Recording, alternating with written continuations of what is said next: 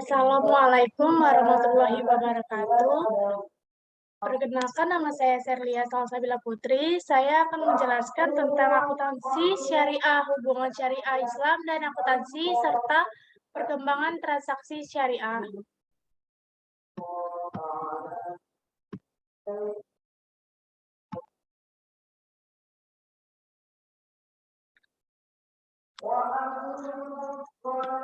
Pertama, pengertian akuntansi syariah. Secara sederhana, pengertian akuntansi syariah dapat dijelaskan melalui akar kata yang dimilikinya, yaitu akuntansi dan syariah.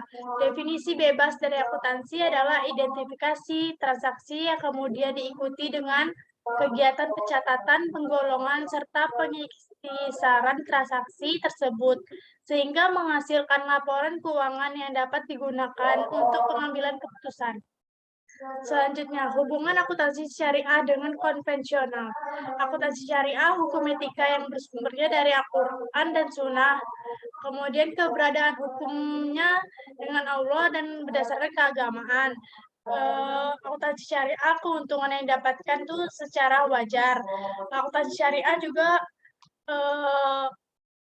sistemnya kemasyarakatan, serta dibatasi dan tunduk pada ketentuan syariah.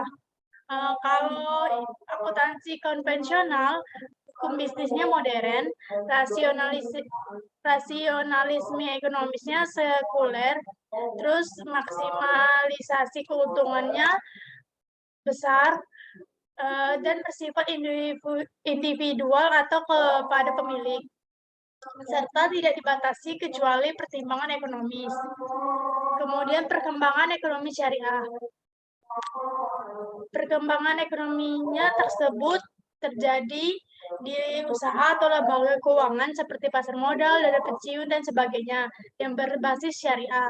Dalam 3 dekade terakhir, lembaga keuangan telah meningkatkan volume dan nilai transaksi berbasis syariah yang tentunya meningkatkan kebutuhan terhadap akuntansi syariah. Selanjutnya, perkembangan pemikiran mengenai akuntansi syariah juga makin berkembang. Hal ini ditandai dengan makin diterimanya prinsip-prinsip transaksi syariah di dunia internasional.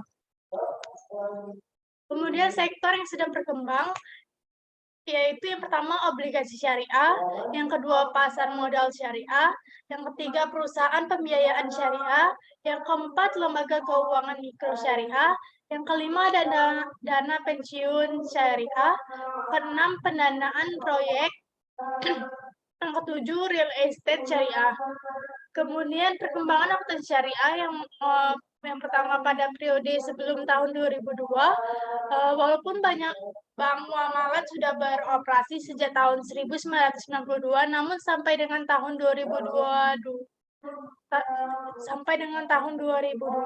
belum ada PSAK, yaitu yang mengatur, sehingga pada periode ini masih mengacu pada PSAK 31 tentang akuntansi perbankan, walaupun tidak dapat dipergunakan sepenuhnya, terutama paragraf-paragraf yang bertentangan dengan prinsip syariah, seperti perlakuan akuntansi untuk kredit. Selain itu juga mengacu pada accounting auditing standard for Islamic financial institution yang disusun oleh Accounting and Auditing Organization for Islamic Financial Institution, suatu badan otonom yang didirikan pada 27 Maret 1991 di Bahrain.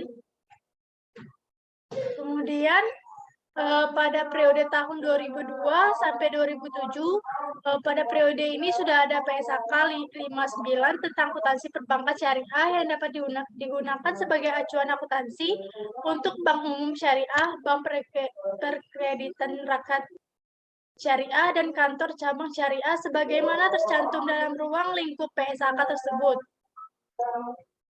Baiklah, kemudian tahun 2007 sampai dengan sekarang, pada periode ini PSAK mengeluarkan PSAK syariah yang merupakan perubahan dari PSAK 59. Kerangka dasar penyusunan dan penyajian laporan keuangan syariah dan PSAK syariah digunakan baik oleh entitas syariah maupun entitas konvensional yang melakukan transaksi syariah, baik sektor publik maupun sektor swasta. Terima kasih. Baiklah, eee, sekian presentasi dari saya, eee, lebih dan kurangnya saya mohon maaf. Terima kasih.